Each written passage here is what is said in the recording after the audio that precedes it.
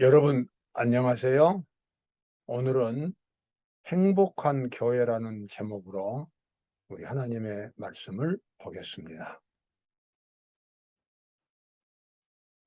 여러 세계 지역에 다니면서 복음을 전파했던 사도 바울에게 그걸 다른 교회보다도 더 기쁨과 보람을 주는 교회가 있었습니다. 그 교회가 바로 빌립보 교회였습니다. 빌립보 교회는 늘 사랑이 가득한 교회였고, 그 교회는 아주 아름다운 그런 추억과 기적을 간직한 교회였습니다. 왜냐하면 빌립보 교회가 세워질 때 하나님께서 특별한 기적을 일으켜 주셨기 때문입니다. 그 교회 신자들이 그걸 다 알고 있었어요. 그래서 그 교회가 하나님의 능력과 사랑에 의해서 특별하게 세워진 교회라는 사실을 알고 있었기 때문에 빌립보 교인들은 그 귀한 유산을 늘 소중하게 간직했고, 그래서 사랑과 은혜가 가득한 그런 교회가 되었습니다. 그러므로 나의 사랑하고 사모하는 형제들, 나의 기쁨이요 면류관인 사랑하는 자들아, 이와 같이 주 안에서 서라. 사도 바울이 빌립보 교인들에게 권면하지요. 분명하게 하나님 앞에서 아름다운 모습으로 신앙인으로 그렇게 서라고 말합니다.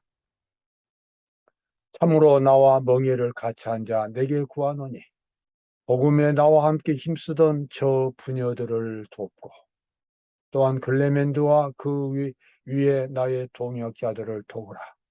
그 이름들이 생명책에 있느니라. 빌립보 교인들의 그 신자들, 저 부녀들, 글레멘드, 동역자들 모두가 다 하늘 생명책에 기록되어 있는 사람들이라고 바울은 그렇게 말합니다. 참으로 아름다운 그런 교회, 이 세상에 있으면서도 하늘에 고향을 두고 있는 그 사람들, 빌립보 교회 신자들이었습니다. 빌립보 교회가 세워질 때 처음부터 아주 아름다운 그런 기적이 일어났습니다. 사도 바울이 2차 선교 여행을 가서 이제 소아시아, 지금 터키죠. 터키 북부 지방에 도달했을 때에 밤에 어떤 한 사람을 보았습니다. 그 사람이 바다 건너편에 서서 바울에게 아주 큰 소리로 외치는 것입니다. 밤에 환상이 바울에게 보이니 마게도냐 사람 하나가 서서 그에게 청하여 가로되 마게도냐로 건너와서 우리를 도우라.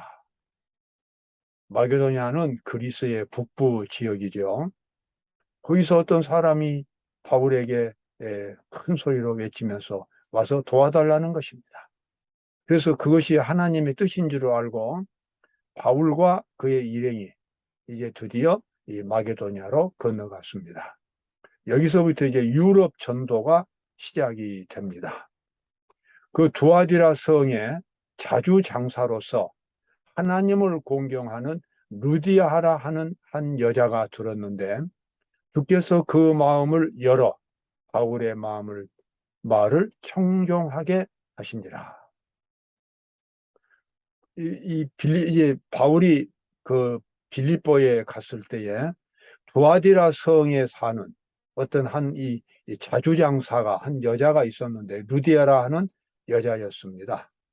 근데 그 사람이 사도 바울의 전도를 듣더니 금방 그 바울의 설교 속에 들어있는 이 구원의 빛을 보았어요. 이 여자는 참 마음이 가난한 사람이었습니다. 그래서 이 바울이 전하는 그 진실한 하나님의 기별을 깨닫게 되었습니다.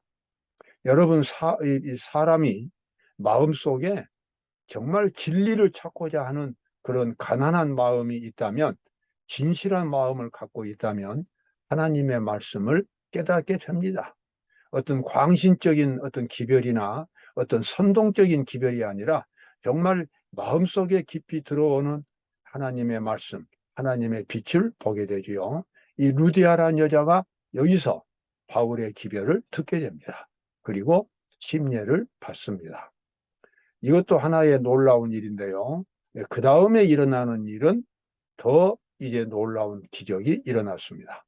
바울이 그 빌립보에 이제 다니면서 전도를 하는데 어떤 귀신 들린 여자 하나가 계속 뒤따라오면서 큰 소리로 막 외치는 것입니다.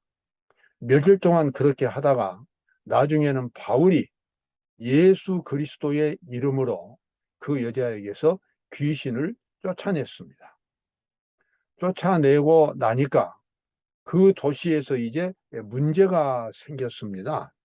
왜냐하면 그 귀신 들린 여자를 통해서 많은 사람들이, 여러 그 장사하는 사람들이 이 기적을 나름대로 경험을 했고, 그래서 그 여자를 통해서 이 자기들이 전파하는 이 다이아나라고 하는 신의 그 조그만한 그 부적 같은 것을 만들어 가지고 파는데 돈벌이가 잘 됐습니다.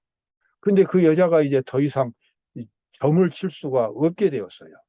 그러자 그 여자를 통해서 부적 장사, 우상 종교, 우상을 만들어서 파는 그 사람들이 굉장히 분노하게 됐습니다. 그래가지고 바울과 신라를 잡아다가 고발을 했어요.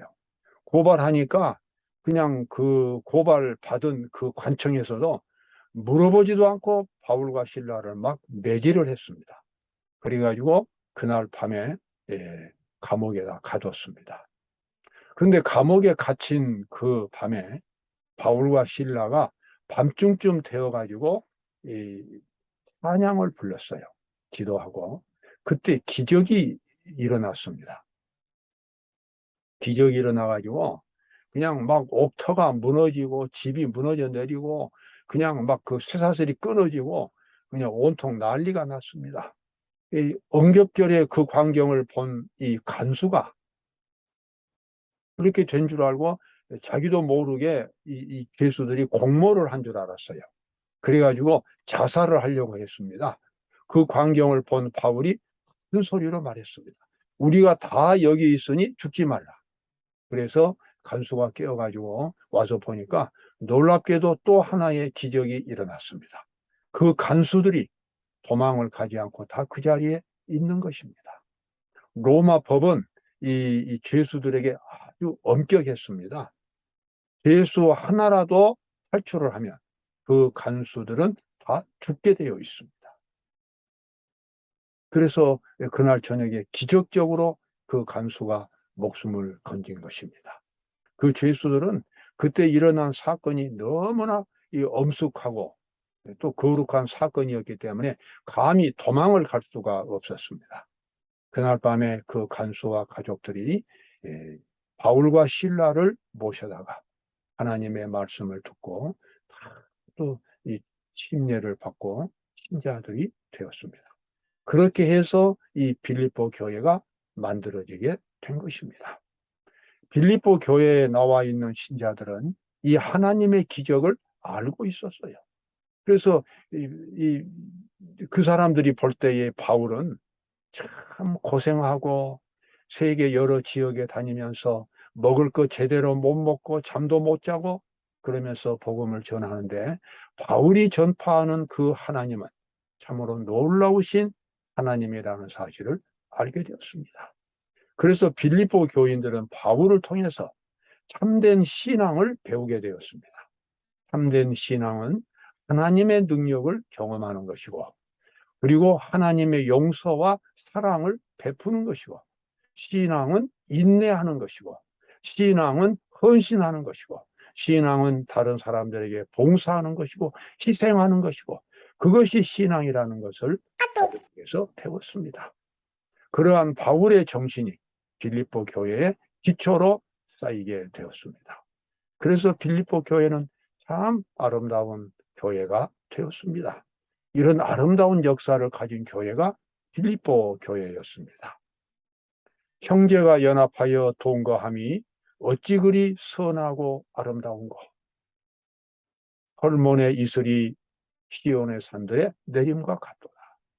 거기서 여호와께서 복을 명하셨나니 곧 영생이로다.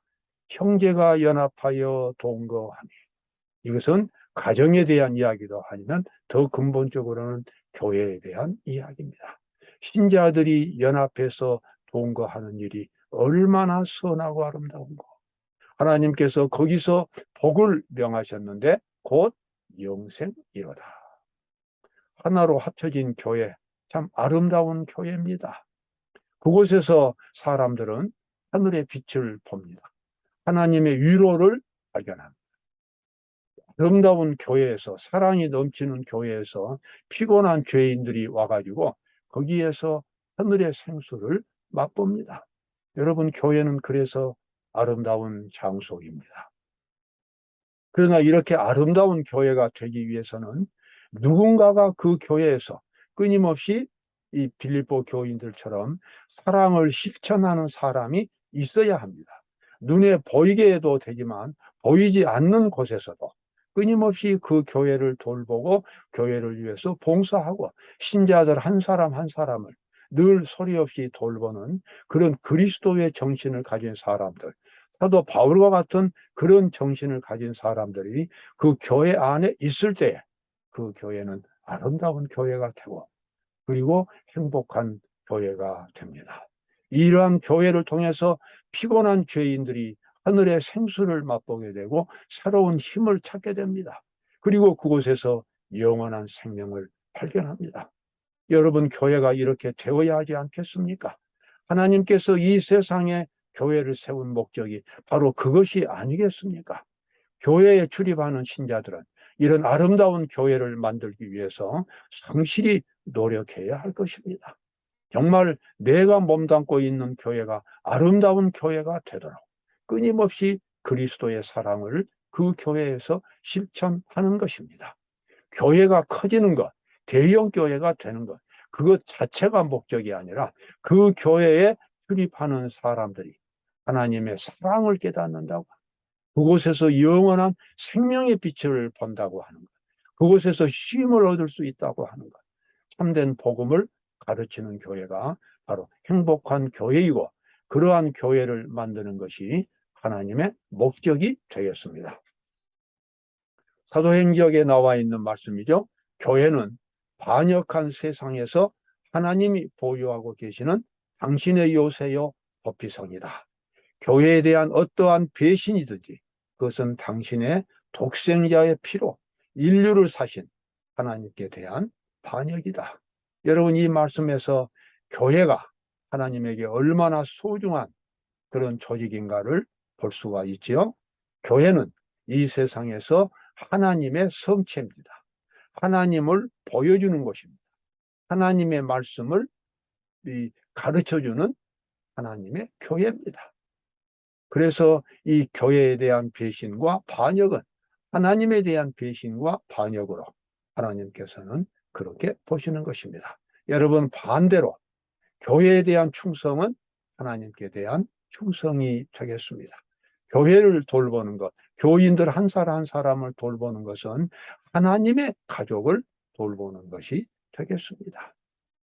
교회가 없다면 사람들이 어떻게 하나님의 진리를 배울 수 있겠습니까? 교회가 없다면 어떻게 하늘의 정신을 가질 수가 있겠습니까?